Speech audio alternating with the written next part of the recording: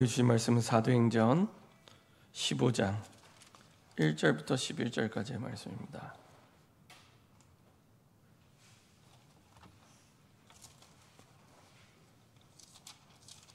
사도행전 15장 1절부터 11절까지의 말씀입니다.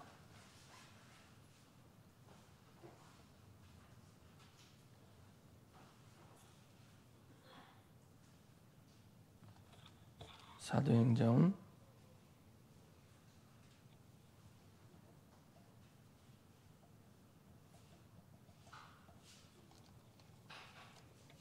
15장 1절부터 11절입니다. 천천히 한 목소리로 합독하도록 하겠습니다. 어떤 사람들이 유대로부터 내려와서 형제들을 가르치되 너희가 모세의 법대로 할례를 받지 아니하면 능히 구원을 받지 못하리라 하니 바울 및 바나바와 그들 사이에 적지 아니한 다툼과 변론이 일어난지라. 형제들이 이 문제에 대하여 바울과 바나바와 및 그 중에 몇 사람을 예루살렘에 있는 사도와 장로들에게 보내기로 작정하니라. 그들이 교회의 전송을 받고 베니게와 사마리아로 다니며 이방인들이 주께 돌아온 일을 말하여 형제들을 다 크게 기쁘게 하더라. 예루살렘에 이르러 교회와 사도와 장로들에게 영접을 받고 하나님이 자기들과 함께 계셔 행하신 모든 일을 말하며 바리새파 중에 어떤 믿는 사람들이 일어나 말하되 이방인에게 할례를 행하고 모세의 율법을 지키라 명하는 것이 마땅하다 아니라. 사도와 장로들이 이 일을 의논하러 모여 많은 변론이 있은 후에 베드로가 일어나 말하되 형제들아 너희도 알거니와 하나님이 이방인들로 내 입에서 복음의 말씀을 들어 믿게 하시려고 오래전부터 너희 가운데서 나를 택하시고 또 마음을 아시는 하나님이 우리에게와 같이 그들에게도 성령을 주어 증언하시고 믿음으로 그들의 마음을 깨끗이 하사 그들이나 우리나 차별하지 아니하셨느니라. 그런데 지금 너희가 어찌하여 하나님을 시험하여 우리 조상과 우리도 능히 매지 못하던 멍에를 제자들의 목에 두려느냐. 그러나 우리는 그들이 우리와 동일하게 주 예수의 은혜로 구원받는 줄을 믿노라 하니라. 온 무리가 여기까지 보도록 하겠습니다. 자, 한번 기도하고 말씀 나누도록 하겠습니다. 전능하신 하나님 감사드립니다. 여리고 같은 절대 불가능의 문제를 만났을 때 하나님의 방법을 붙잡고 승리할 수 있도록 우리와 함께 하시는 하나님을 찬양합니다. 우리 인생을 사는 방법이 우리와 함께 하시는 하나님 임마누엘이 되게 하여 주시옵소서. 내 힘으로, 내 계획으로, 내 방법으로, 내 기준으로, 내 경험으로 사는 것이 아니라 임마누엘의 방법으로 살아가게 하여 주옵소서. 그 속에서 주시는 하나님이 주시는 증거, 절대 증거를 붙잡고 확신하게 하시고 하나님이 주신 인생의 목표, 절대 목표를 향해 가게 하시고 하나님이 주시는 절대 응답의 확신 가지고 하나님이 주시는 이미 모든 여리고를 정복하게 하신 끝내신 그 믿음을 가지고 여리고를 정복하게 하여 주시옵소서. 그래서 아버지 하나님, 우리가 하나님의 말씀과 기도와 전도의 흐름 속에 있음을 확신하게 하여 주옵소서. 하나님의 말씀이 지금도 성취되고 있고 하나님의 주신 기도의 제목이 지금도 응답되고 있고 하나님의 구원의 역사가 지금도 하나님 일어나고 있음을 확신하며 달려가는 그 응답의 주역이 되게 하여 주옵소서.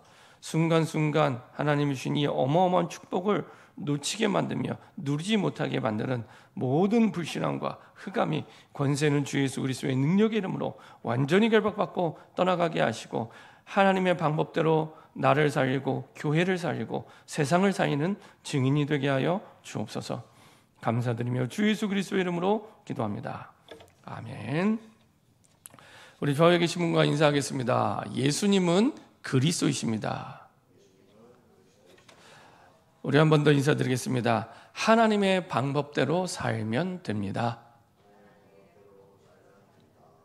우리 한 번 더 인사드리겠습니다. 하나님의 방법은 임마누엘입니다. 네, 하나님의 방법대로 살면 됩니다. 그러면 어떤 철옹성 같은 여리고의 문제를 만나도 당연히 반드시 무너지게 됩니다. 지난주 구약에 보았던 그 여리고성의 그 응답은 굉장히 중요한 부분입니다. 잘 아시는 것처럼 이스라엘 백성들이 약속하신 그 땅을 두고 가장 첫 번째 전쟁을 치르고 응답받은 것이 여리고 전쟁입니다. 그래서 첫 번째 승리의 응답을 어떻게 가져가느냐가 두 번째, 세 번째를 결정하게 됩니다. 그래서 첫 번째 어떻게 승리하게 되냐? 그 여리고가 언제 무너지냐? 강한 군대로 무너진 것이 아니라, 많은 돈으로 무너진 것이 아니라 예배로, 기도로.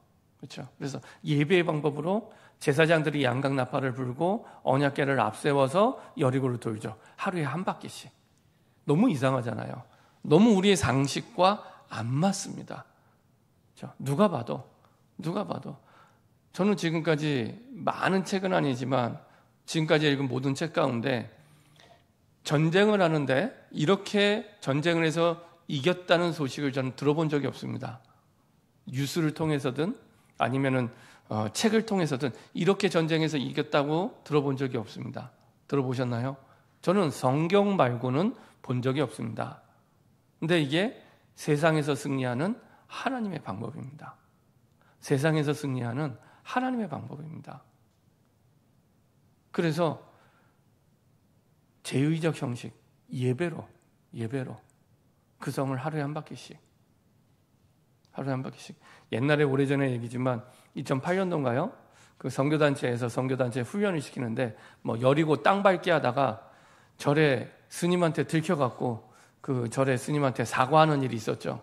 그게 원래 의미가 아닙니다. 막 땅 밟으면 되는 게 아니고, 원래 본질적인 의미는 예배를 통해서 하나님과 함께하는 예배와 기도를 통해서 우리가 모든 것을 승리하게 되는 겁니다. 여리고라 할지라도. 그래서 그것을 가지고 내가 여리고를 무너뜨린 겁니다. 그래서 진짜 여리고 같은 문제를 만났을 때는 다른 방법이 아니라 이렇게 무너뜨리면 됩니다. 전형적인 하나님의 이 응답의 가이드를 주신 거예요. 응답의 가이드. 그래서 하루에 한 바퀴씩 양각 나팔을 불며 제사장을 앞세워 말씀의 언약궤를 따라 돌고 마지막 날에는 도전하는 날이죠. 외치라.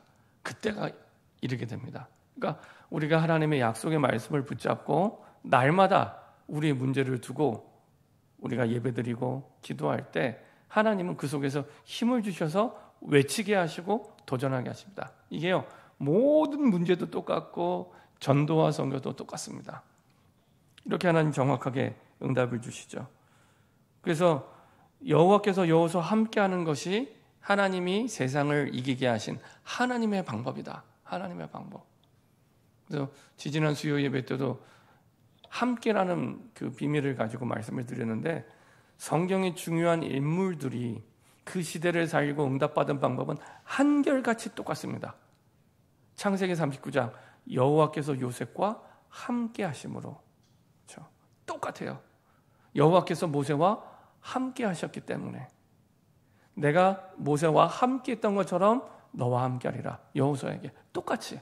그게 방법이에요. 우리는 다른 방법이 없습니다.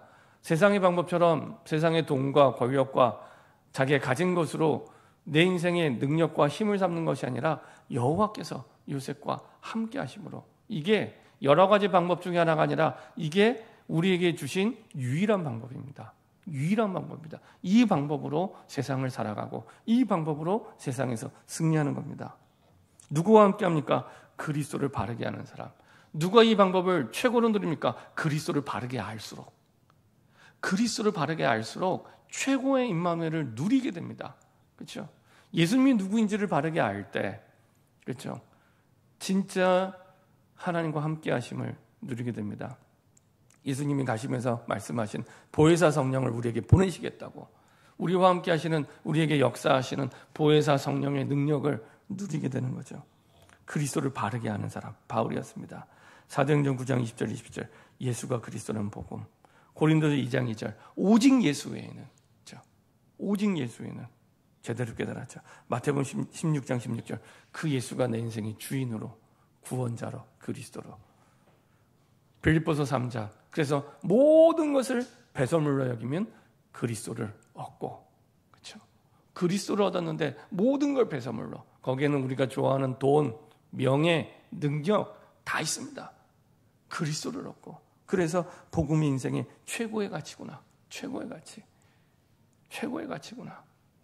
여기에 대한 해답이 있을 때 응답이 오고 인생의 결론을 가지고 달려가게 됩니다. 그 사람에게 하나님이 주신 증거, 그래서 절대 증거, 하나님이 주신 목표, 절대 목표를 두고 가게 되죠.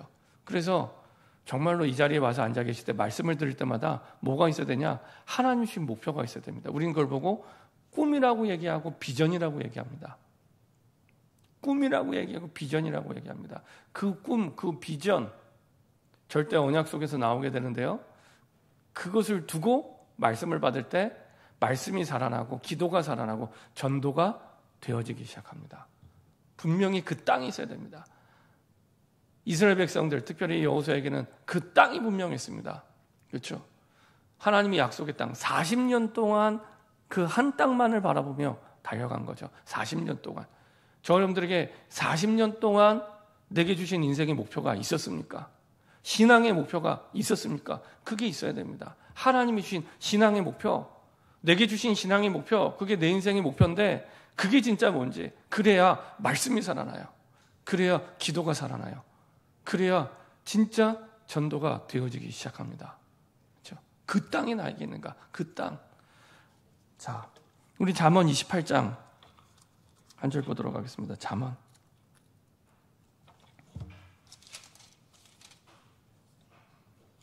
잠언 29장 18절.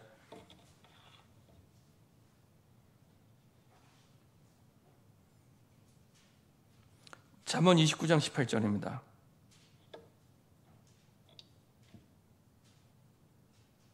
구약성경 잠언 29장 18절입니다.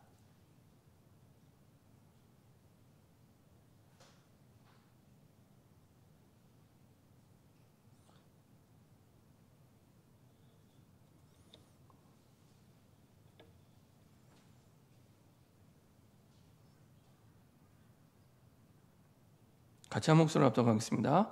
묵시가 없으면 백성이 방자히 행하거니와 율법을 지키는 자는 복이 있느니라. 묵시가 없으면 백성이 방자히 행하거니와 율법을 지키는 자는 복이 있느니라. 묵시가 뭡니까?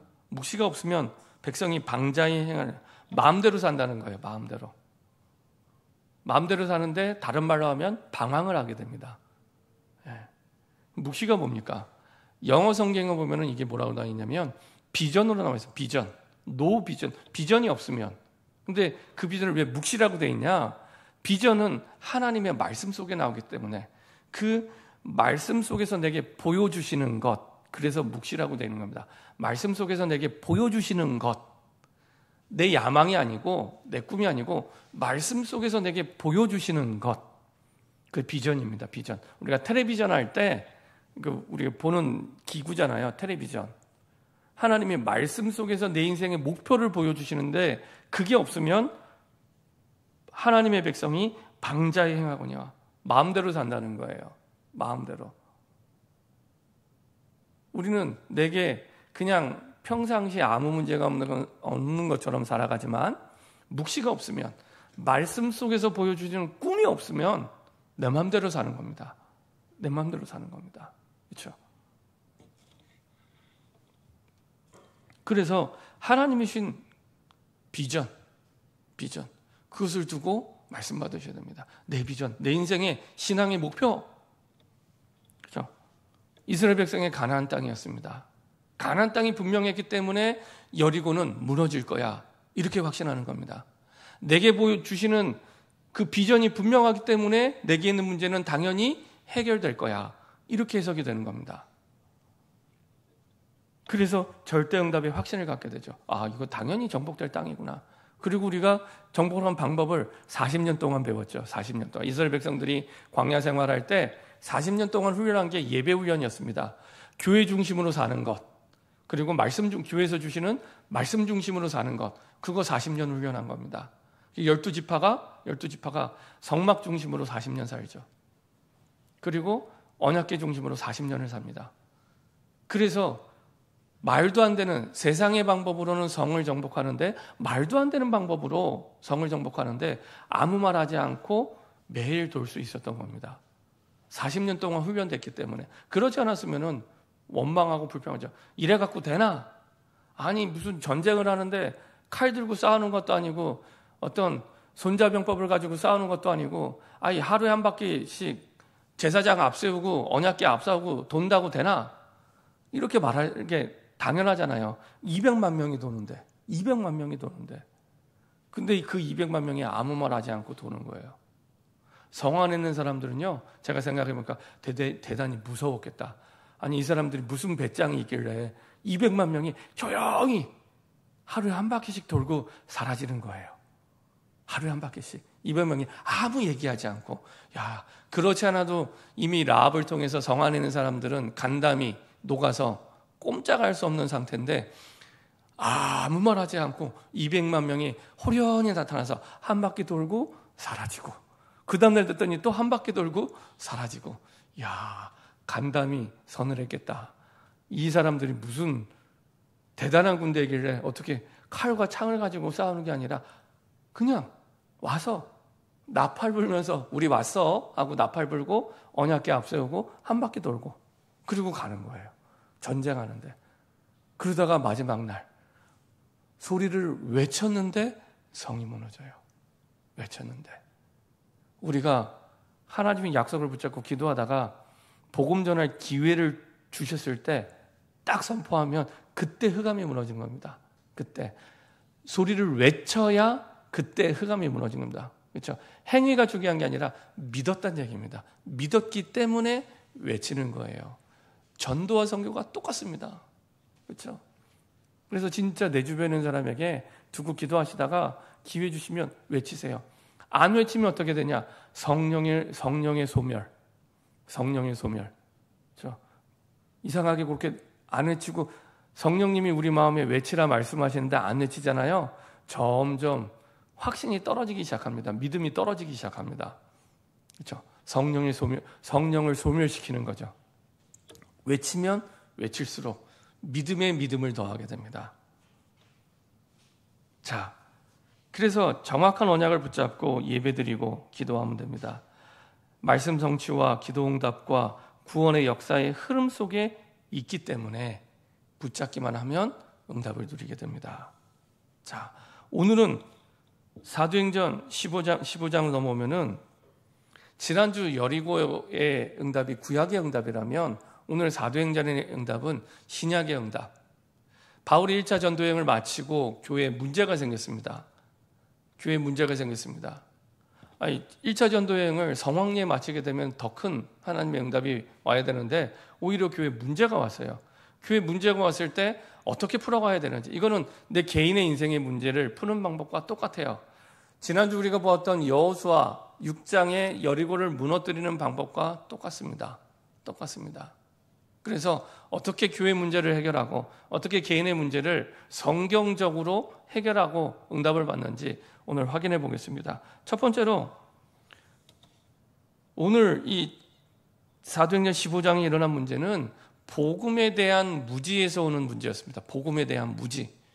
복음을 듣기는 들었는데 너무 모르는 거예요.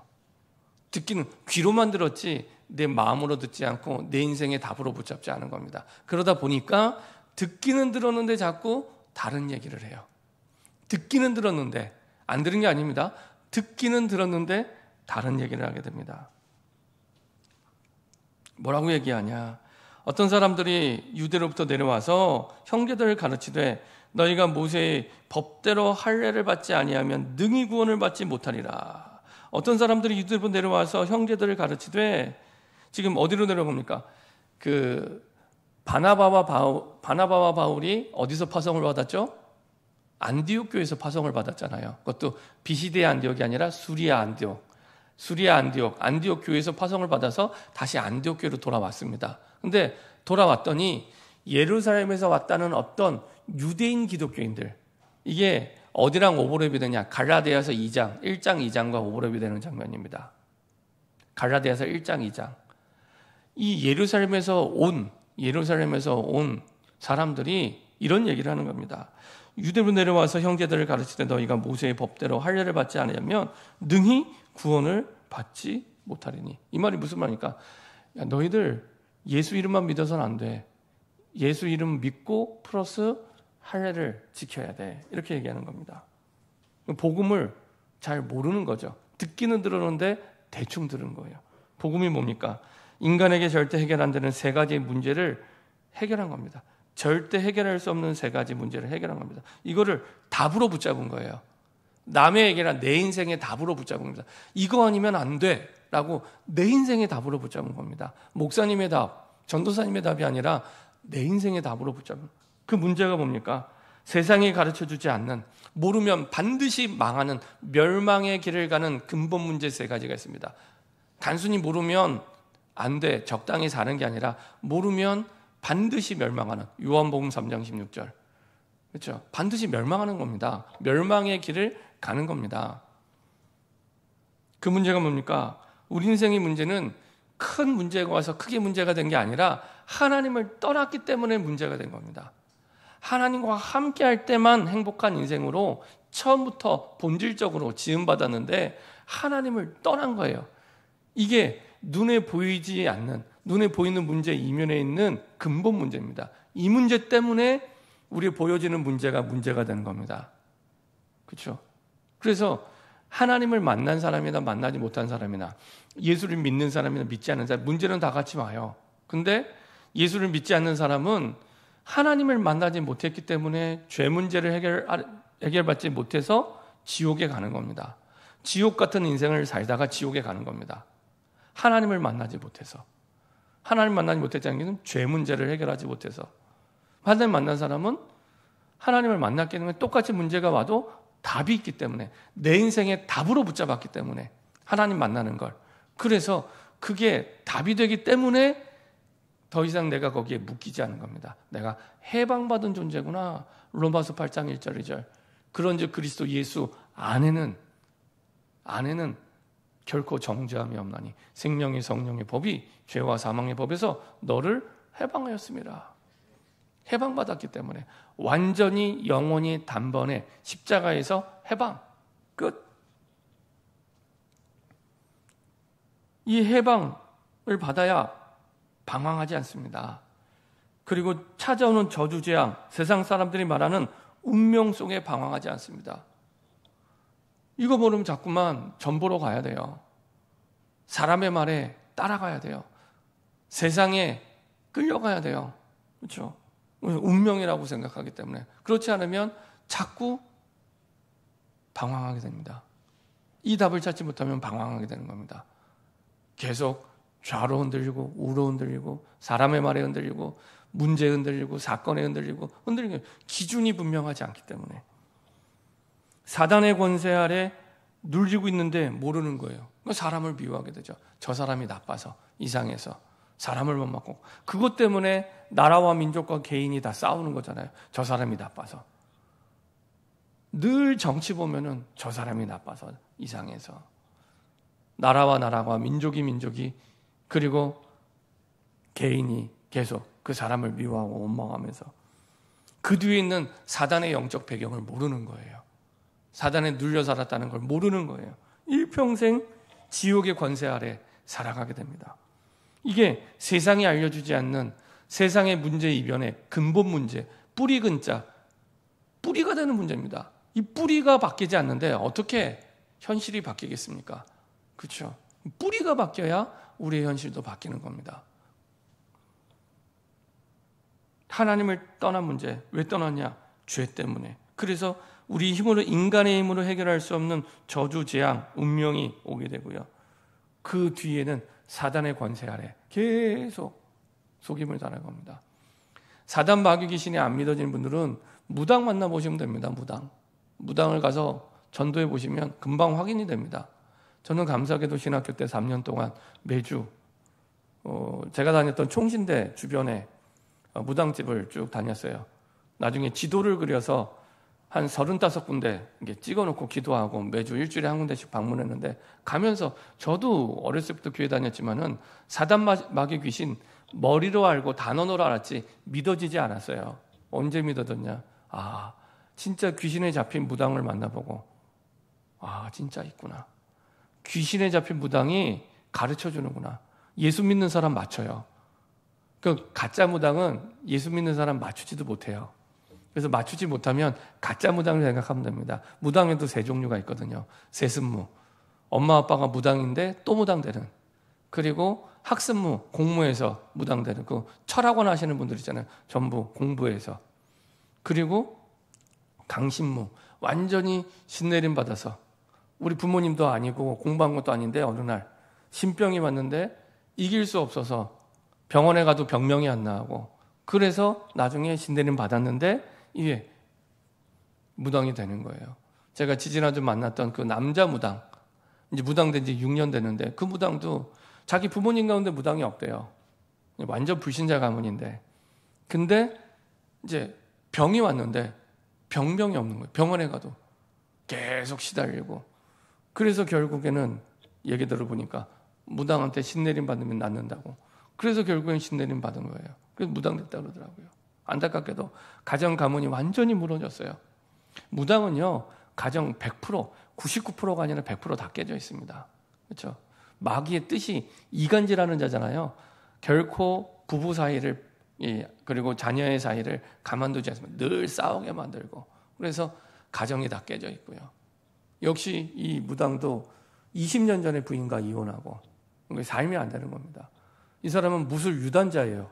무술 유단자입니다. 체대를 졸업했고, 그리고 경호 사업을 하고 경호 일을 하던 사람입니다. 딱 봐도 이 사람이 무술하는 사람이구나 느껴질 만큼 딱 단단해 보여요, 사람이. 근데 무술 유단자인데도 찾아오는 영적 문제를 해결할 수가 없는 거예요. 하나님 떠난 문제, 죄 문제. 이거 영적 문제거든요. 밥 먹는 문제가 아닙니다. 육신의 문제가 아닙니다. 영혼의 문제가 온 영적 문제입니다. 그 육신의 노력으로 아무리 많은 돈을 벌어도 해결이 안 되는 거예요. 사단에게 잡혀 있으니까요. 세상이 알려주지 않습니다. 그래서 진짜 이 문제를 해결하려고 답을 찾아보니 하나님이 주신 답이 하나밖에 없는 겁니다. 예수 그리스도. 예수 그리스도. 예수가 그리스도이심을 믿을 때, 예수가 그리스도심을 믿을 때, 그래서 교회의 시작, 교회라는 시작도 예수가 그리스도심을 믿을 때 시작이 되는 겁니다. 우리 지금 교회로 모였잖아요. 그 믿음의 시작이 예수가 그리스도심을 믿을 때 시작이 되는 겁니다. 예수가 그리스도심을 믿을 때 교회가 되고, 예수가 그리스도심을 믿을 때 구원을 받고, 예수가 그리스도심을 믿을 때 하나님을 만나게 되고, 예수가 그리스도심을 믿을 때 죄 문제가 끝나고, 예수가 그리스도심을 믿을 때 사단의 권세가 무너지게 되는 겁니다. 그게 유일한 길입니다. 그래서 사도행전 우리가 계속 말씀 보고 있잖아요. 베드로가 설교할 때, 바울이 설교할 때, 베드로가 전도할 때, 바울이 전도할 때 항상 한 가지 메시지만 합니다. 너희가 십자가에 못 박은 그 예수가 우리의 주와 그리스도가 되셨다. 내게 있는 건 내게 주노니 곧 나사렛 예수의 이름으로 일어나 걸으라. 다른 이로서는 구원을 얻을 수 없나니 천하 인간의 구원 얻을 만한 다른 이름을 우리에게 주신 일이 없다. 그렇죠? 한결같이 한 가지만 얘기합니다. 그럼 우리가 두 가지를 생각해 봐야 돼요. 이 사람이 진짜 거짓말하든지 이 말이 진짜든지 둘 중에 하나예요. 근데 증거를 보니까 진짜예요. 네. 원래 공산주의 전략이요, 그겁니다. 거짓말을 반복하면은 사람들이 진짜처럼 믿기 시작한다. 그리고 그것을 나중에 한참 뒤에 깨달을 때는 이미 현장에서 사건이 다 끝난 뒤다. 이게 공산주의 전략입니다. 이게 성경에 있는 진리를 완전히 왜곡시킨 전략이죠. 근데 진짜 반대로 이게 진짜라면 거기에는 하나님이 역사합니다. 성령이 역사하기 시작합니다. 진짜인지 가짜인지 어떻게 구분합니까? 하나님의 말씀으로. 그리고 반드시 거기에는 성경대로의 역사, 성령의 역사가 나타나게 됩니다. 고린도전서 2장 1절부터 5절. 성령의 나타나심이 있습니다. 성령의 나타나심. 그렇죠? 하나님의 구원의 역사가 나타나게 되죠. 예수님이 우리의 하나님 만나는 영원한 길이 되신 참 선지자로, 우리의 죄 문제를 완전히 끝내신 영원한 참 제사장으로, 사단의 권세를 완전히 무너뜨린 영원한 참 왕으로. 그래서 예수님을 그리스도로 믿을 때 끝나는 겁니다. 예수님을 그리스도로 믿을 때 이게 우리 인생의 답이 되는 겁니다. 그리고 이 답이 처음 예수님을 영접할 때만 필요한 게 아니라 이게 다예요. 내 모든 판단의 기준, 모든 생각의 기준, 이게 예수가 그리스도라는 겁니다. 이거를 잃어버렸기 때문에 사도행전 15장에 유대인 기독교인들이 딴소리를 하는 거예요. 구원받을 때 예수의 이름으로만 구원받았는데 거기에 할례를 붙인 거예요. 복음을 완전히 왜곡시키는. 그래서 갈라디아서 1장에 보면은 바울이 내가 전한 복음, 천사가 와서 얘기할지라도 내가 전한 복음 말고 딴 얘기하면 저주를 받을지어다. 이렇게 심한 말을 합니다. 이렇게 심한 말을 합니다. 그렇죠? 복음 안에 모든 답이 있다는 겁니다. 복음 말고 내가 똑바로 살아야 돼. 복음 말고 네 행위를 똑바로 해야 돼. 사실은 이 얘기거든요. 그게 아니라 복음 안에 답이 있다는 겁니다. 그럼 더 복음 되도록 복음에 집중을 해야 되는 거거든요. 자, 복음을 그래서 바르게 이해하지 못하면 실패가 계속되는 겁니다. 문제가 아닌데 문제라고 자꾸 생각이 되는 거예요. 기도응답이 안 돼요. 복음이 답이 아니니까요. 이방인의 기도, 무병, 장수, 강건, 만사, 형통, 소원, 성취, 대입, 합격. 이게 이방인의 기도, 불신자의 기도입니다. 내일 잘 되게 해주시고 내 자식 잘 되게 해주시고 어려움 왔는데 해결해 주시고 똑같이 그렇게 기도하는 겁니다. 저희 어머님이 그렇게 기도하셨어요. 대표 기도할 때 저희 어머님이 그렇게 기도하셨어요. 우리 가정 잘 되게 해주시고 교회 잘 되게 해주시고. 잘 되는 게 나쁜 일은 아닌데 절에 가서 기도하는 것과 제목이 같아요. 그렇게 기도하게 됩니다. 더 중요한 거, 하나님의 구원의 역사가 안 나타나요. 전도가 지속이 되지 않습니다. 우리를 점검해 보셔야 됩니다. 내가 어떤 상태인, 사람들이 실패가 계속되고요, 문제가 계속 일어나게 되고요, 기도응답이 지속이 안 되고요, 기도를 해도 이방인의 기도로 하고요, 전도가 지속이 안 돼요. 내 삶에 복음이 올바르게 들어가서 이해되면 전도가 되어지는 게 정상입니다. 특별한 게 아니라 그게 정상입니다. 근데 전도가 지속이 되지 않아요. 왜냐? 예수는 믿지만 다른 것에 관심이 많아요. 내 취미, 내 생각, 지금은 이제 대선이니까 사상, 활동, 여러 가지 프로그램. 예수는 믿지만 다른 것에 관심이 많아요. 그렇죠? 예수는 믿지만 인본주의로 살아가요. 예수는 믿지만 율법주의로 살아가요. 예수는 믿지만 신비주의로 살아가요. 오늘 이 유대인들은 율법주의로 살아가는 거죠. 그러면 영적인 무서운 실패가 계속돼요. 영적인 무서운 실패라니까 꼭 눈에 보이는 큰 문제가 생겨야 돼요. 그렇지 않습니다. 가장 큰 하나님의 그 저주는 뭐냐? 유기시키는 겁니다. 하나님의 관심 밖에 이 사람이 망하도록 유기시키는 게 하나님의 가장 무서운 저주입니다. 로마서 1장에 나오죠. 유기된 백성. 그래서 가장 사랑의 반대를 뭐라고 얘기해요? 사랑의 반대. 무관심이요, 무관심. 관심을 끊어버리는 겁니다. 내 자녀를 가장 사랑하지 않는 거, 무관심. 자녀가 망하든지 말든지 나는 아무 상관없어. 이게 사랑의 반대입니다. 그러니까 가장 저주받은 게 뭐냐? 하나님이 관심을 끊어버린 거예요. 이걸 보고 유기라고 합니다. 유기. 그냥 유기식, 방치하는 건 방치. 문제 속에 빠져 죽어가도록 그냥 방치하는 거예요.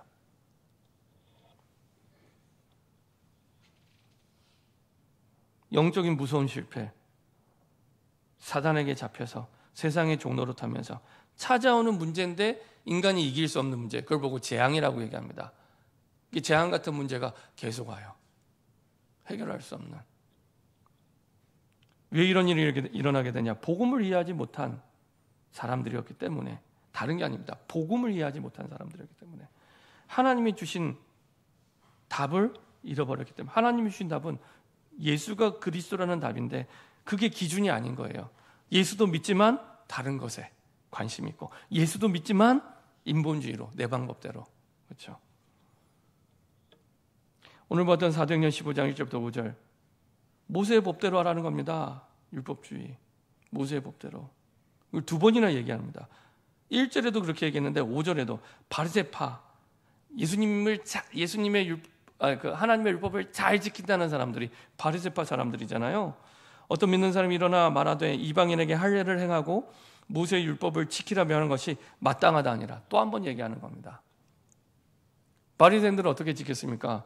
꼭 일주일에 한 번씩 금식하고 꼭 사람들 보이는 데서 기도하고 행위로 모든 걸 말하는 행위로. 근데 현실에서는 이 사람들이 더 괜찮아 보이는, 매력적으로 보이는 거예요. 행위로 보여주는 것으로 사람들은 그걸 따라가죠. 거기에 그 행위의 기준을 두는 겁니다. 그 행위를 나쁘게 살라는 얘기가 아니라 의도가, 중심이, 마음에, 하나님 우리 중심을 보시는데 중심이 복음에 있는 게 아니라 행위에 있는 겁니다. 그래서 눈에 보이는 데서 금식하고 눈에 보이는 데서 헌금하고 눈에 보이는 데서 기도하고 거기에 있다는 겁니다. 그러다 보니까 그걸 판단하는 우리도 그게 잘 사는 거라고 기준을 행위에 두는 겁니다. 어디에 기준을 두나요? 복음에, 하나님의 말씀에. 이 사람들이 근거 없는 건 아니죠. 할례를 받으라. 할례 받아야 돼. 창세기 17장 11절에 보면은 할례를 징표로 주세요. 징표로.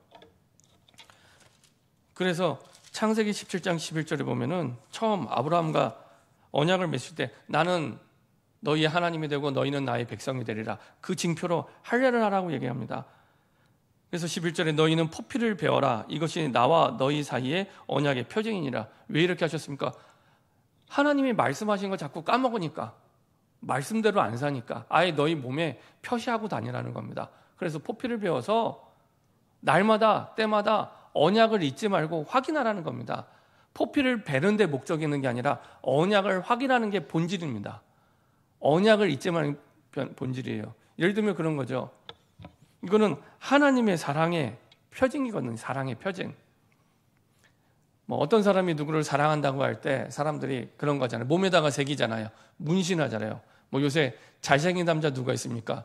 차은우가 잘생겼다고 하는데, 그러면은 어떤 여자가 이 몸에다가 은우사랑 이렇게 딱 하트 모양으로 새긴 거예요. 은우사랑. 그 사랑의 표징이잖아요. 사실은 이 할례는 그런 사랑의 표징입니다. 근데 전혀 은우가 사랑하지 않는 딴 여자가 여기다가 은우사랑 이렇게 문신을 한다고 그 사람이 진짜 은우랑 사랑하는 겁니까? 아니잖아요. 아니면은 은우사랑이라고 한 개가 아니라 10개 아니면 20개 새긴다고 은우를 진짜 사랑하는 겁니까? 아니잖아요. 그렇죠? 그 얘기를 하는 겁니다. 행위의 기준을 두는 게 아니라 하나님의 언약에, 그 복음의 기준이 있는 겁니다. 근데 그거를 이스라엘 백성들은 오해한 거예요. 그걸 보고 율법주의라고 합니다. 율법이 나쁜 게 아니라 율법이 주인이 되는 거예요. 판단의 기준, 결정의 기준이 되는 겁니다. 그걸 보고 율법주의라고 얘기하는 겁니다. 우리는 복음이 주인 되는 건데, 하나님의 언약이, 말씀이 주인이 되는 건데, 율법 자체가, 그렇죠? 주인이 된, 할례 받아야 돼. 그래야 구원받아. 말도 안 되는 얘기를 하게 되는 거죠. 복음에 대한 무지에서 나오는 겁니다. 유대의 사상을 따라야 돼. 그렇죠? 우리는 하나님의 말씀을 따라야지 유대의 사상을 따르는 겁니다. 우리는 야당 여당을 따르는 게 아닙니다. 우리는 말씀을 따르는 겁니다. 어느 게 더 복음에 유익한가? 이제 선거철이 되면은 우리 자꾸 야당이다 여당이다. 아닙니다. 어느 게 더 복음에 유익한가? 그게 기준이 되는 겁니다. 복음에 유익. 우리는 천당이라니까요. 어느 쪽도 안전하지 않습니다. 우리는 복음의 기준입니다. 복음. 어떤 사상을 따라가는 게 아닙니다. 복음에 유익한 대로 거기에 따라 결정하는 겁니다. 거기에 대해서 베드로와 야고보가 대답을 합니다. 자, 베드로가 어떤 대답을 합니까? 고넬료 사건을 간증합니다. 고넬료 사건. 오늘 15장에 보면은 베드로가 드디어 일어나서 얘기합니다. 많은 변론이 있은 후에 베드로가 일어나 말하되 형제들아 너희도 알거니와 하나님이 이방인들로 내 입에서 복음의 말씀을 들어 믿게 하시려고 오래전부터 너희가 나를 택하시고 또 마음을 하신 하나님이 우리에게와 같이 그들에게도 성령을 주어 증언하시고 믿음으로 그들의 마음을 깨끗이 하사 그들이나 우리나 차별하지 아니하셨는데. 누구 얘기합니까? 사도행전 10장에 고넬료 얘기하는 겁니다. 나도 너희들처럼 유대인이었고 그렇게 살아야 되는 게 맞는 거라 생각이 됐는데 그게 아니더라 하면서 베드로의 생각을 바꾸는 사건이 일어나잖아요. 환상에 먹지 말라고 하는 더러운 음식을 주면서 내가 깨끗하게 했는데 왜 네가 더럽다고 얘기하냐. 베드로의 생각과 마음을 바꿔주십니다. 그리고 이방인에게 고넬료에게 가서 복음을 전하죠. 그 간증을 하게 됩니다. 그래서 이방인들에게 복음을 선포했더니 성령이 우리에게 임하셨던 것처럼 임하셨다는 겁니다. 똑같이 임하셨다는 겁니다. 성령으로 믿게 하시지 않았냐. 그런데 지금 너희가 어찌하여 하나님을 시험하여, 이건 하나님을 시험하는 겁니다. 하나님이 성령으로 역사하신다는 걸 지금 아니라고 부인하는 겁니다. 하나님을 시험하는 거예요. 단순히 내가 율법주의를 산다 그게 아니라 하나님을 시험해요. 하나님이 깨끗해 있는데 왜 네가, 그러니까 우리가 하나님이 주인 되는 거예요. 창세기 3장에 우리가 주인 노릇하는 겁니다. 내 결정이 맞아, 내 판단이 맞아, 내가 주인 노릇하는 거예요. 내가 하나님인 것처럼. 그런데 지금 너희가 어찌하여 하나님을 시험하여 우리 조상과 우리도 능히 매지 못하던 멍에를 제자들의 목에 두려워하느냐. 그렇죠? 그러나 우리는 그들이 우리와 동일하게 주 예수의 은혜로 구원받는 줄 믿노라. 그렇죠? 할례로 구원받는 거 아니야. 그 율법을 지키는 걸로 구원받는 게 아니라 율법을 지킬 수 없기 때문에 우리에게 복음의 은혜가 필요한 걸 깨닫기 위해서 율법을 주신 거야. 그렇죠?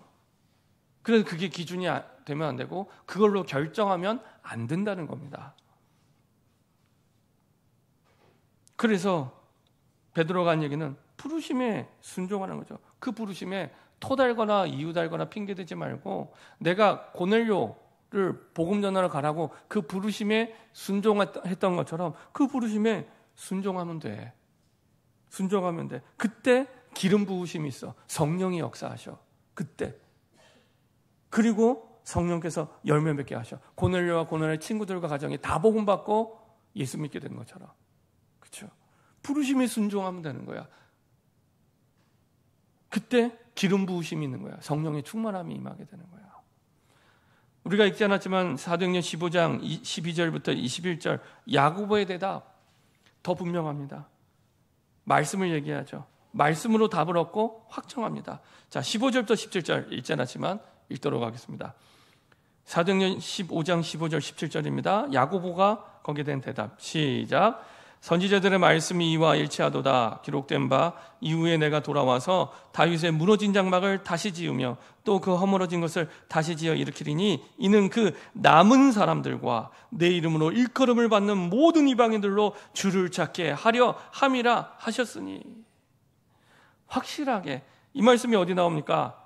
아모스 9장 11절부터 12절 한번 볼까요? 아모스, 구약성경 아모스 9장 11절 12절. 이때는 신약성경이 없을 때입니다. 너희들 구약성경에 있는 말씀 기억하지? 라고 얘기하는 겁니다. 아모스 9장 11절 12절.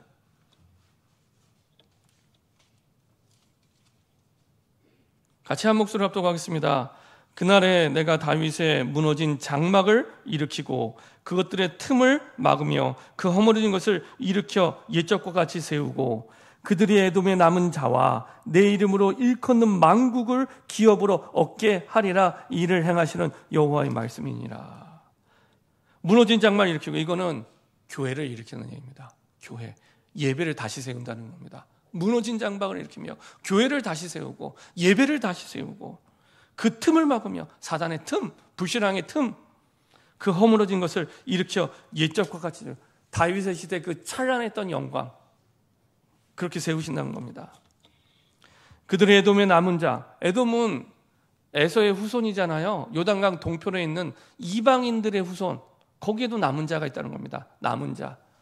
구약 성경 전체에 이렇게 남은 자 사상이 있습니다. 남은 자, 복음 가진 남은 자가 있다는, 복음 가진 그 사람이 남은 자거든요. 거룩한 씨를 가진 그 남은 자.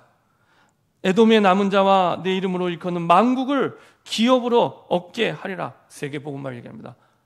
모든 열방, 모든 나라를 너의 기업으로, 세계 복음화를 약속해 주십니다. 이방인의 땅에 남은 자가 있고 복음 가진 남은 자가 있고 그래서 만국을 기업으로 얻게 세계 복음화를 할 거야. 이 일을 행하시는 여호와의 말씀이다. 야고보가 그 말 기억하지? 야고보는 예수님의 동생 야고보, 사도 야고보 아닙니다. 사도 야고보는 이미 순교했어요. 예수님 동생 야고보입니다. 낙타 무릎처럼 기도했던 그 야고보, 야고보서의 저자 야고보, 그 예수님 동생이에요. 예수님 동생 야고보, 그 야고보 얘기를 하는 겁니다.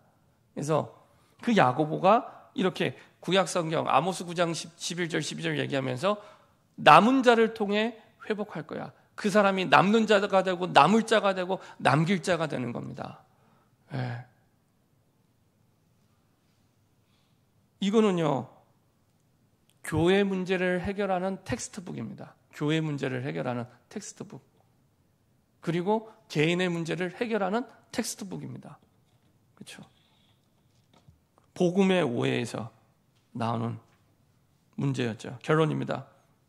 그래서 복음과 전도의 언약을 마음속에 담고 승리하시면 됩니다. 복음과 전도의 언약을 마음에 담을 때 승리하게 됩니다. 잘 보세요. 베드로가 간증했던 내용이 다른 간증이 아니라 전도 간증이에요. 전도 간증. 전도 간증입니다. 현장에서 불신자를 전도했던 응답을 가지고 간증하는 겁니다. 그렇죠?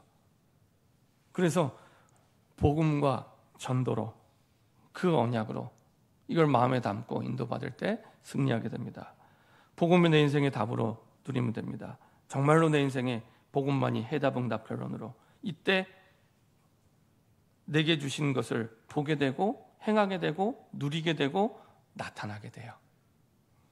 부르심에 순종하는 것이 성령의 인도입니다. 부르심에 순종하는 것이. 그때 성령의 기름 부으심이 있고, 그리고 성령의 역사가 있고, 그리고 성령의 열매를 맺게 됩니다. 말씀으로 답을 확정해야 됩니다. 내 경험이나 율법주의가 아니라, 행위가 아니라 말씀으로 답을 확정하는 겁니다. 정확한 언약, 그게 기준입니다.